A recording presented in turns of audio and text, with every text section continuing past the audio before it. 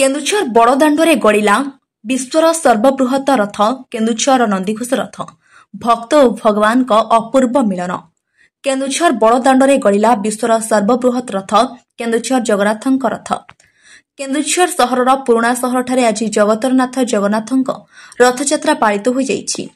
केन्दुझर मंदिर ना श्री श्री बलदेव जीव मंदिर होइथिबा बेले रथर ना हेउछि नंदीघोष रथ। श्री श्री बलदेव जीव मंदिर में रथयात्रा आरंभ महाप्रभु बड़ भाई बलभद्र भौणी सुभद्रा और सान भाई जगन्नाथ धाड़ी पहनी रे आसी रथ चारिपटे 3 थर परिक्रमा करने पर रथारूढ़ होते। केन्दुझर युवराज धनंजय नारायण भंजदेव छेरा पहरा करने पर रथटଣା आरंभ होता। रथर गोटे दौड़ी केवल महिला टाणीबार व्यवस्था करा और महिला माने अति आनंदर सह रथ टाणी। आज अपराह्न पाग मेघुआ थिबारु भक्तंकर प्रबल भिड़ परिलक्षित होइतिला। ए अवसर में केन्दुझर सांसद अनंत नायक जोग देइथिले। प्राय 50,000 रु अधिक भक्तंकर समागम होइतिला और भक्त माने जय जगन्नाथ ध्वनि दे रथ टाणी। रथयात्रा को शांति श्रृंखलार सह पालन करिबा पई सुरक्षा दृष्टि प्रबल पुलिस मुतयन करा जाइतिला। केन्दुझर मगन कुमार मलिक रिपोर्ट चक्रव्यूह न्यूज। घोषयात्रा विश्वर सब बड़ रथ आमर बड़देव जी रथ तार आज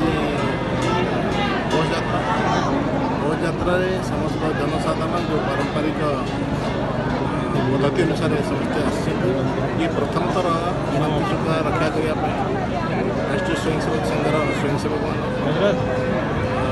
गायत्री परिवार संस्था मान जो सहयोग करते निरा देखा मिलते बहुत दूर दूर लोक आमर जो भाईचारा अच्छी आदिवासी जनजाति क्षेत्र में जगन्नाथ महाप्रभु श्रद्धा अच्छी आई महाप्रभु केन्दुझर जनसाधारण को आशीर्वाद दिखाँ। केन्दुझर जनसाधारण जो आशा जो भरोसा अच्छी आर कृपा किसी पूरण कर प्रार्थना कर। जय जगन्नाथ पवित्र रथयात्रा सारा ओडिशावासी को सारा विश्ववासी को मोर स्वागत अभिनंदन।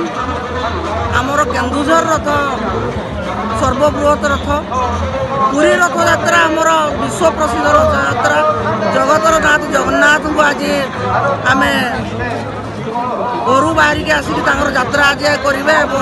लक्ष लक्ष संख्यार लोक कोटी कोटी संख्यार लोक आज दर्शन करेंगे। से लोक दर्शन देवाई आज निज श्रीमंदिर छाड़ी बड़दाण्ड को ओह्लई आसुच्च। तेणु आमर भावावेग बढ़ी जाऊँगी। हजार हजार संख्यार लोक आज आमर केन्दुझर रथ सर्वबृहत रथ देखापी गाँ गहली आरंभ कर प्राय 100-150 किलोमीटर लोक चाष बास छाड़ी आसी प्रभु श्री जगन्नाथ को दर्शन करेंगे, माँ सुभद्रा को दर्शन करेंगे, बलदेव जी को दर्शन करेंगे। उत्कंठार सहित लोक समागम धीरे धीरे बढ़ार लगी। पाग अनुकूल अच्छी खरा पाग नहीं। प्रभुंकर अपार करुणार आज सिंचन समान ऊपर इंद्र राजा वृष्टि नक सिंचन कर।